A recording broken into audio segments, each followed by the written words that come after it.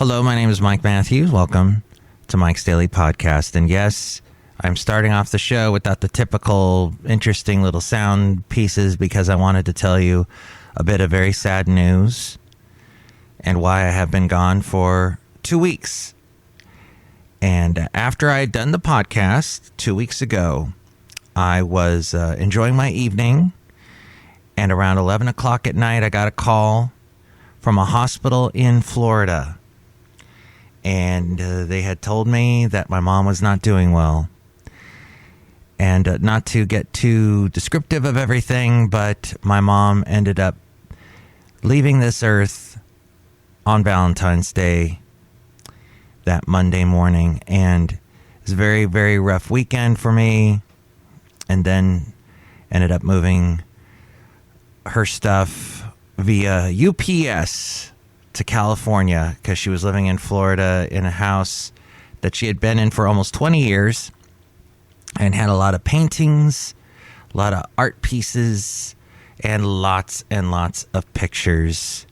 And I went through all that and all her paperwork, as a human life has accumulated so many documents and pages of things and all the stuff you have to deal with someone's house and property and all of that. So it's been a very busy and rough 2 weeks. So to bring you a podcast was simply impossible. Today, I'm doing it. And I'm going to try and do it in the best of spirits because this morning I found out some other bad news. And that is my mom's older sister, her only living sister, who was doing not so well, actually, during the same exact time that my mom was, even though she was in Germany, my mom's sister, and my mom being in Florida. At the same time, her sister was also having issues of a different kind, but still, she ended up leaving this earth yesterday. So it's not been a good month for me. It's not been a good month for the world with the crazy Putin. And it's not been the best February that I've ever and it's sad because my lovely lady friend's birthday is in the month of February. And, you know, there are other good things about February generally, but this year, not so much in 2022. And we had the 22222 day, and it was 222 much because that was the day, well, I remember I was flying back from Florida. And I remember there was so much more I needed to do, and I still have to do. So I will probably not be very daily with Mike's Daily Podcast, just to let you know. With that little prologue, let's begin. Cafe Anyway.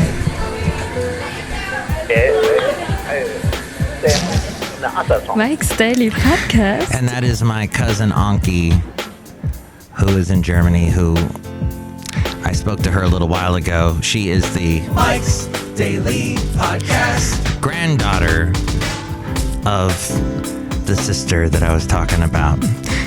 I hope that there is going to be a silver lining in all of this, that things will get better for all of us.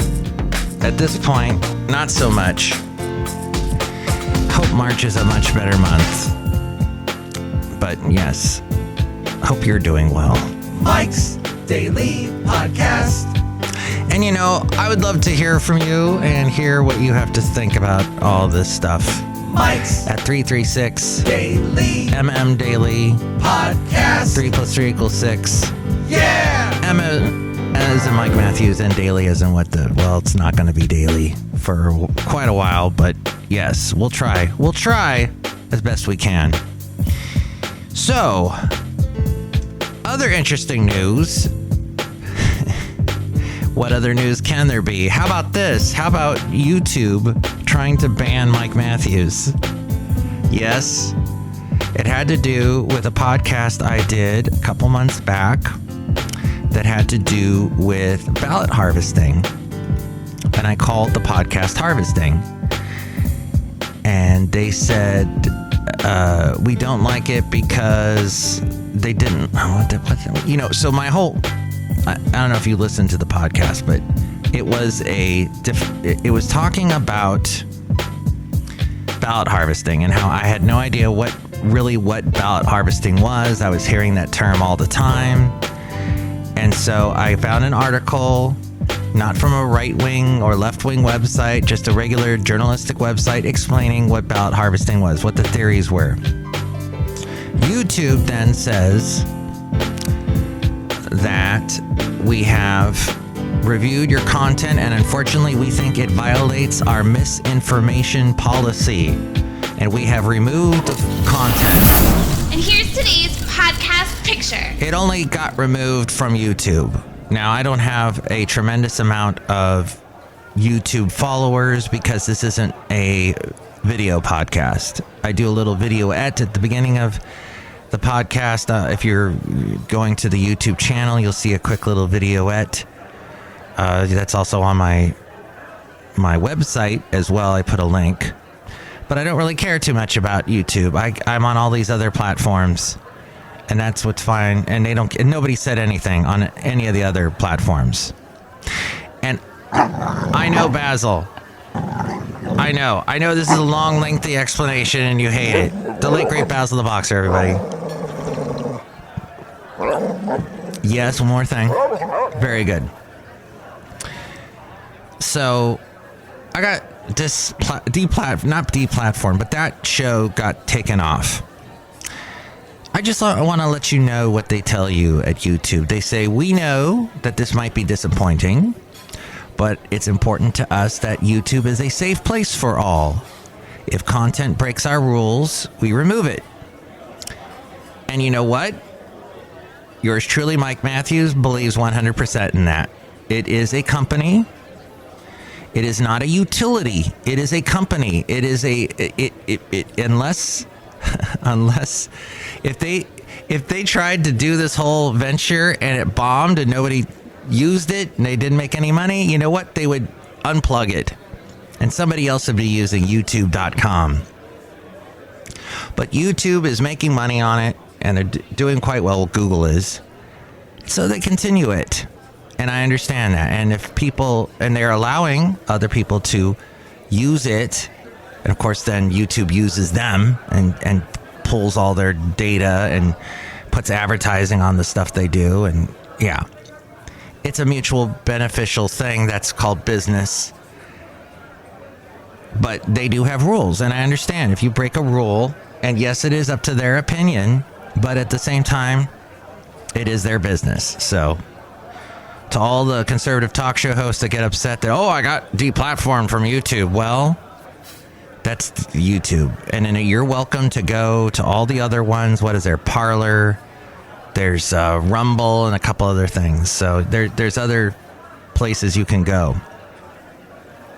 But, all right, so they said how your content violates the policy. Content that advances false claims that widespread fraud, errors, or glitches change the outcome of the U.S. 2020 presidential election is not allowed on YouTube. Now, yours truly does not believe that there were any errors or glitches or fraud in the 2020 presidential election. There have been elections before, and there have been elections since, and none of this has come up since. But I believe it is because the person, and I'm not saying I like the guy or dislike the guy, but I will tell you this, it is pretty obvious the guy has an ego problem, and he's upset that he lost. And he can't, and he told us this. If you don't believe it, go back to everything he's ever lost, he's contested it. He can't put up with the fact that even Arnold Schwarzenegger took over The Apprentice. He got mad about that and was like, he doesn't have it. Trash talked him. He cannot, he's a sore loser. End of discussion. And that's why he brought up all these theories, and then his followers have to prove it. And they go on YouTube and say ridiculous things. So YouTube has the right to take them off if they disagree. Now, is YouTube liberal?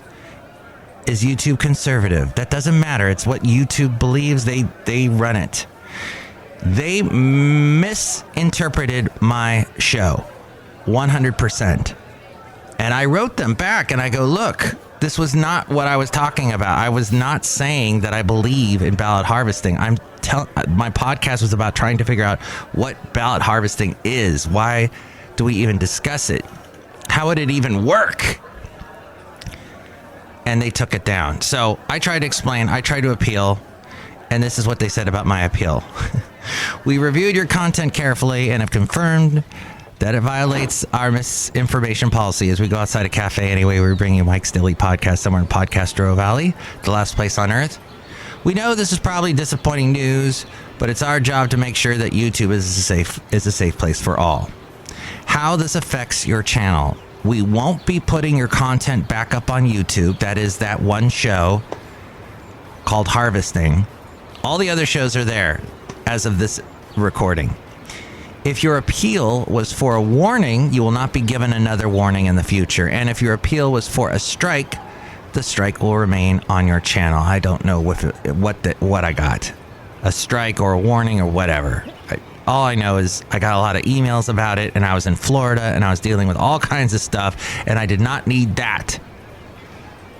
So that is that. Now, you might be someone who's very conservative and going, oh, Mike, that's how the liberal tech, big tech world, that's how they deal with people, and you're now part of it. And you might be saying, Mike, I kind of see where they come from, and they just made a mistake. Either way, they made a mistake. Okay. Oh, what a world. What a world. I'm going to now tell you something about aspirin. And I'll have other stories to tell. Oh, what was the podcast picture today? We'll do a podcast picture. Yes, now I finally get to that. The podcast picture was from the trip. So you'll see that at mikesdailypodcast.com. Awkward encounter. Priyanka Chopra Jonas responds to Rosie O'Donnell. Take the time to Google my name.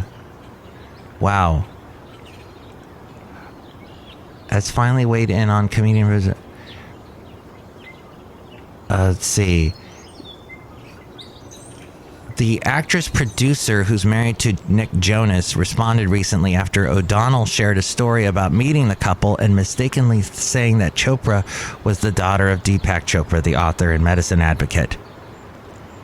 I've never taken myself so seriously to think everyone would know who I am or my work for that matter, said Chopra Jonas.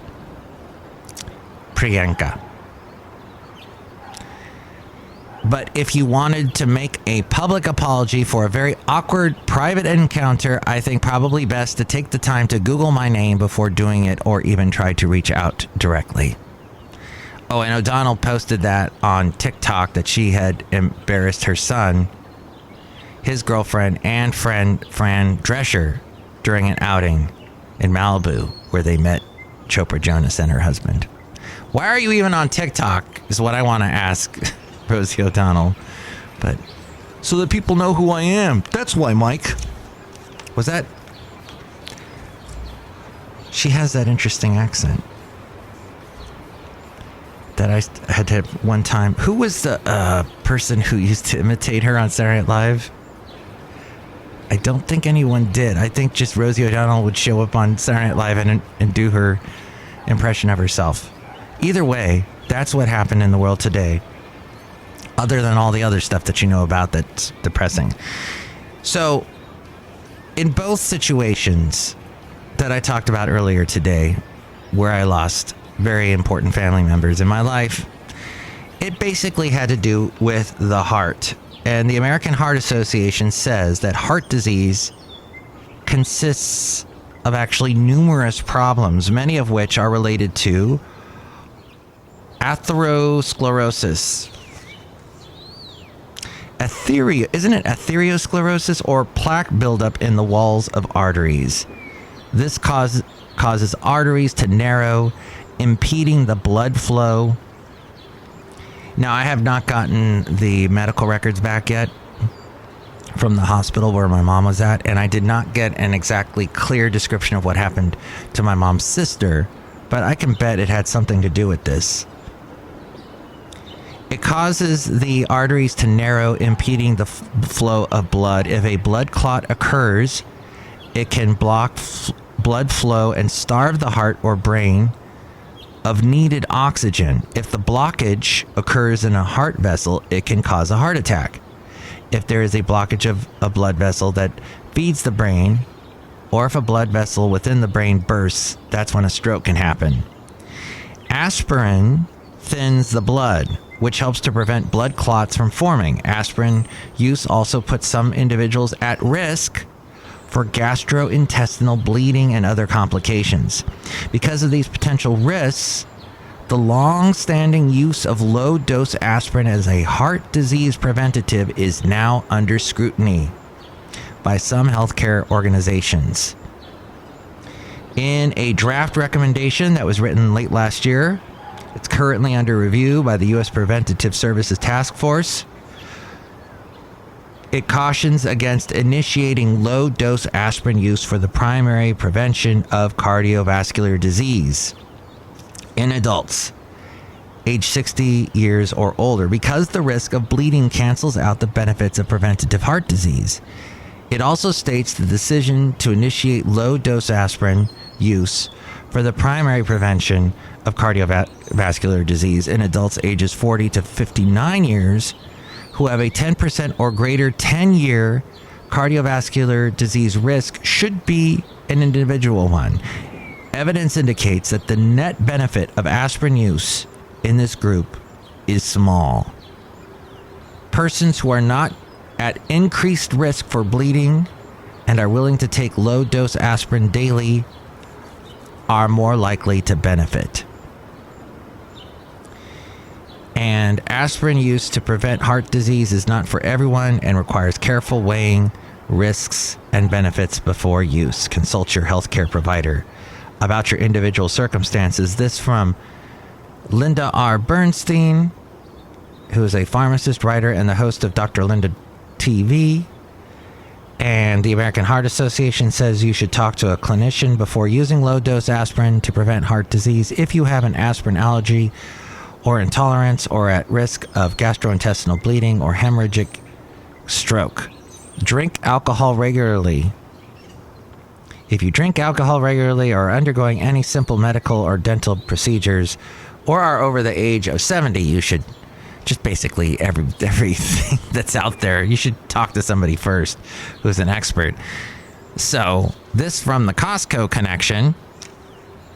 I gave them a plug. Now I'm going to give them a slug. I couldn't find you anywhere in Florida. Do you even exist in Florida? Don't know. All right, that's pretty much the show today. Outside a cafe anyway, the last place on earth. Hey, I'd sure love to hear from you. You know, I think I had about, while I was gone, maybe 14 plays of my podcast. So, to the average podcaster, those kind of stats basically say, end this now, Mike. But I continue on. Look who's here. Hi, Mike. It's Benita the Rodeo Queen. How y'all doing? It's a disgruntled fiddle player, Mike. I'm really sorry for your loss. Thank you, disgruntled fiddle player. Oh, you didn't do the thing. What? Oh, tell you what. What? What? What? What? No, I've been hearing a lot of that sorry for your loss stuff lately, and it's very nice. You know, it may just be words, and, you know, a lot of people say anything you need, they may just be words. You know, if anything you need help, whatever. But that's still very kind, and it helps. It helps relieve some of the burden that you feel on you. Look who else is here. Oh, by the way, I have one little thing to say that I witnessed myself. And that is the day that all of this was going down and that I was really coming to grips with the fact that I was going to lose my mom. I had a huge panic attack. And it was at home, so nobody saw it. but it was bad. And it felt almost like I was going to have a heart attack. And I could really understand why, like Debbie Reynolds. Debbie Gibson.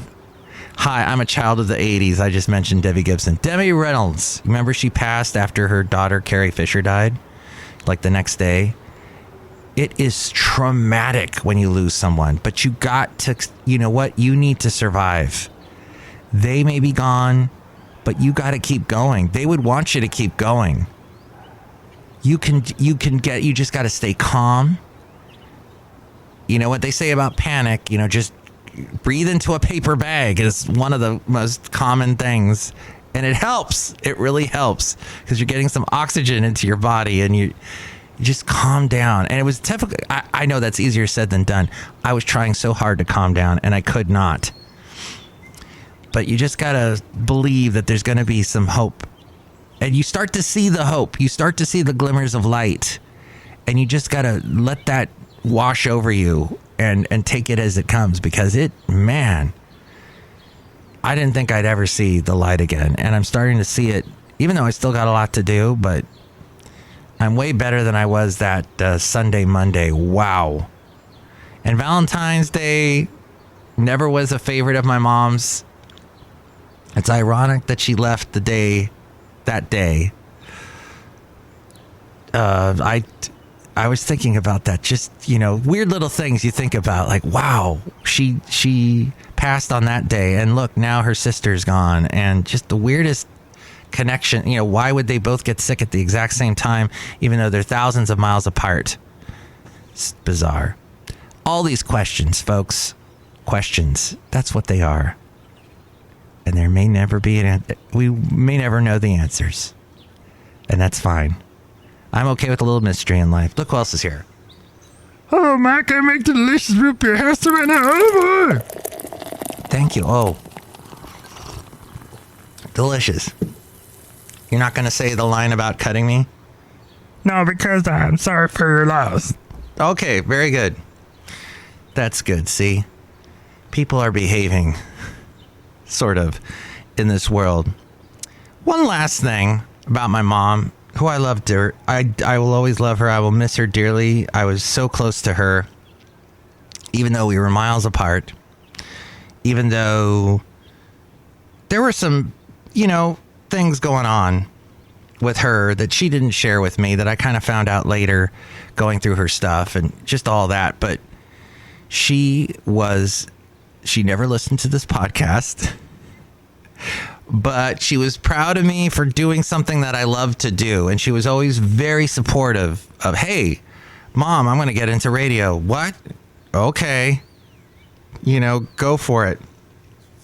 And I remember I took her to the radio station one day when I first got into radio, the Y97 in Santa Barbara. We had just had dinner in Summerlin, California, at the Big Yellow House, if you've ever been there. Beautiful, huge, old house. I don't know if it's still there. Oh, and it's haunted. And my mom loved ghost stories. Oh, she loved ghost stories. I hope she can participate in some ghost stories. But she and I showed her the radio station, and she was like, oh, okay. It was not her thing at all.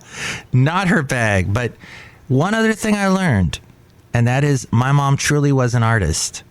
And I was trying to sum up, like, what was it that she did? What was her profession in life? And she was a bookkeeper. She was an accountant. She dealt with numbers. But she was also an artist, and she had a video store for well over a decade. And this was in the era of VHS in the 80s and pre-Netflix. And that was a little bit of her art. She actually painted some paintings. She knew a lot of artists. She was married to people, her two husbands, my dad and the second husband, both worked in the movie industry. So there was a lot of an artistic... Oh, she studied at the Sorbonne in France, in Paris. There was a lot of an artistic element to her. So she was an entrepreneur, and she was also very much an artist. And an interesting...